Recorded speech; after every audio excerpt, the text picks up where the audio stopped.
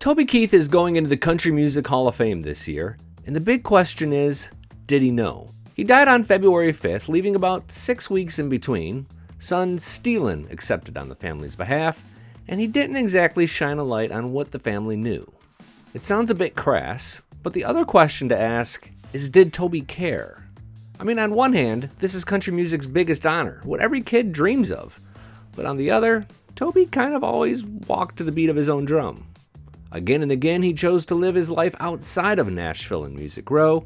It's part of what made him great. On Tuesday, March 19th, we're going to provide a definitive answer to this second question that makes clear what Toby Keith thought of the Country Music Hall of Fame. But today, we're focused on one detail of all of this that may just take your breath away in a bad way. Subscribers know we go a little deeper into why country music news matters and handle sensitive issues properly. We'll do that here as well. Meet Sarah Traherne.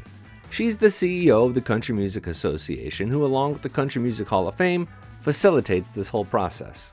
Inductees are decided by voters, and this year they chose Toby Keith, John Anderson, and studio guitarist James Burton to be the 153rd, 154th, and 155th members. It's a good class. Toby is the modern era artist, and we tend to focus a little bit more on those inductees, but that's not to dismiss the great accomplishments from John Anderson and James Burton.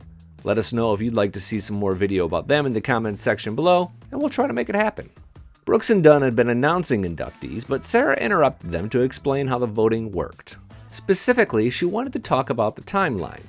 Nominations are revealed in the fall, and the first ballot goes out just before the holidays. From there, there's a final ballot that this year closed on February 2nd. This year, we anticipated receiving the names of our final inductees on Tuesday, February the 6th.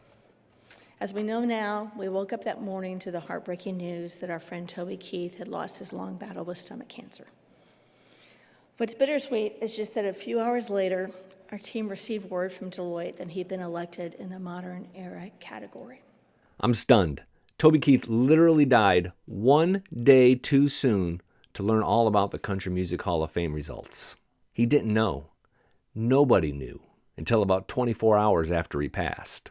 Truly, one of the greatest honors of my job is getting to inform these inductees that they're the newest members of the hallowed class. My heart sank that Tuesday afternoon, knowing that we missed the chance to inform Toby while he was still with us.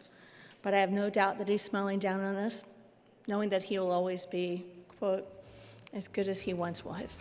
What's your reaction to this news? It's sad, but part of me is a little upset that he never found out. I don't know. Maybe I'm just going through the stages here.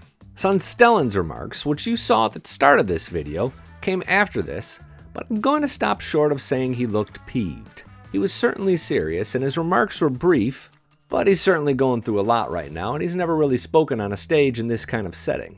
Few would argue that Toby Keith is undeserving of being in the Country Music Hall of Fame. In fact, we made an entire video about why he's deserving and the time is right here. YouTube also picked out a video that it thinks you'll like right here. I'm Billy Dukes for Taste of Country. Thanks for watching, and thanks for subscribing.